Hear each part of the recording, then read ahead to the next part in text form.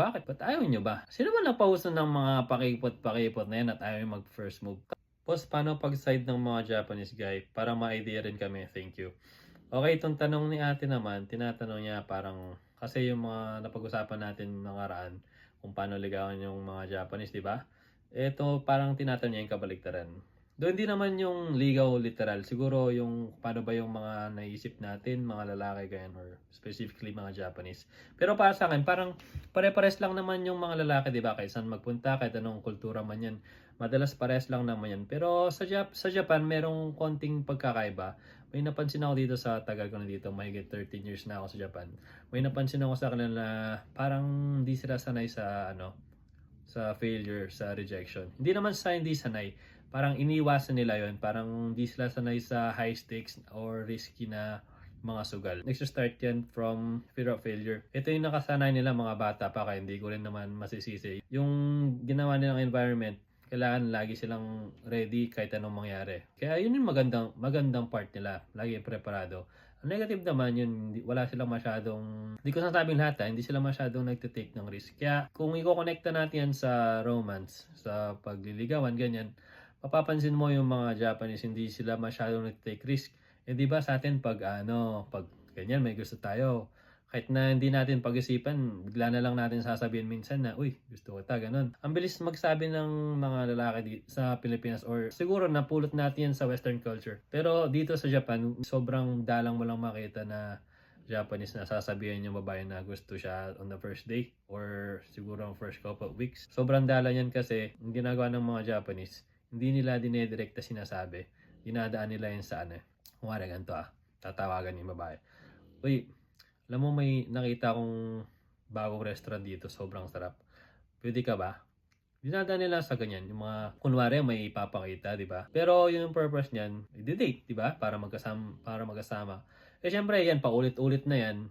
Obviously, alam na rin naman ng babae kung ano yung motibo. Ang problema pag ganyan, pag nilaya ka ng lalaki sa labas at pumayag ka, hindi nyo alam kung ano yung, ano ba yun, situation nyo, ano yung status nyo, kung magkaibigan lang ba tong date na to, kasi wala siyang label. Kasi once na binigyan niya na label yan or sinabi niya na gusto mo siya, I mean gusto ka niya, ibig sabihin, pag nireject mo siya, wala nang second chance. Unlike pag kunwari, in-invite ka lang niya na wala siyang sinabi na gusto ka niya. Ibig sabihin, next time, pwede ka pa niyang i-invite ulit kasi di naman siya umamin. Kumbaga, friendly invitations lang, yung dating. Kaya dun rin nahirapan yung mga babae dito, paano ba i-handle yung mga ganyan. Kasi, kumari gusto na nilang i-reject totally yung lalaki, pero di nila magawa kasi, ang mangyayari, pag umukha silang pilingera, di ba? Ba't haba ng buhok mo, sinabi ko bang gusto kita? Di ba magiging ganun yung dating? Kaya, isa yun sa mga naging normal na sa Japan, yung hindi ka masyadong direct kasi pag naging direct ka, medyo risky na. So ano ba dapat gawin mo as babae? Ang dapat kasi dito, lalo na dito,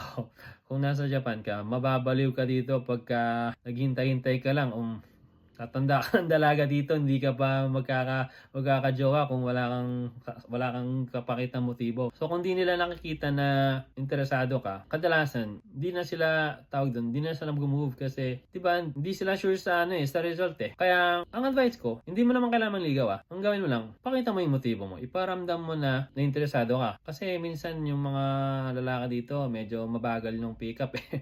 Kaya minsan kailangan mong maging obvious rin. Ito unpopular opinion lang siguro to. Kadalasan sa mga relasyon, basta hindi toxic yung dalawa, yung lalaki mas nagiging masaya. Kasi bakit?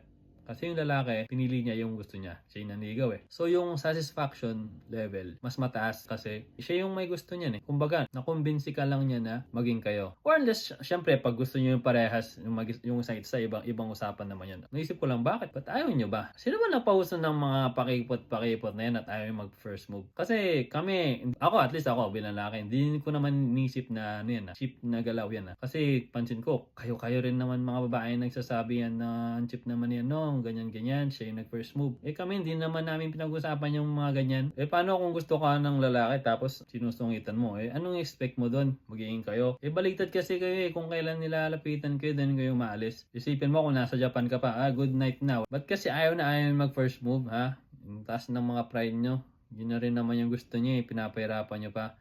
Easy mode na nga kayo Isipin nyo naman kami mga lalaki. Lalo na kami mga pangit. Pagod na kaming masaktan, no? Asan na ang hustisya? Bahala kayo dyan kung di kayo makahanap ng jowa. Huwag nyo kaming sisisihin, ha? Boys, kung may mga ipapayo kayo sa mga ebab, sabihin nyo lang. Bye na. Love you.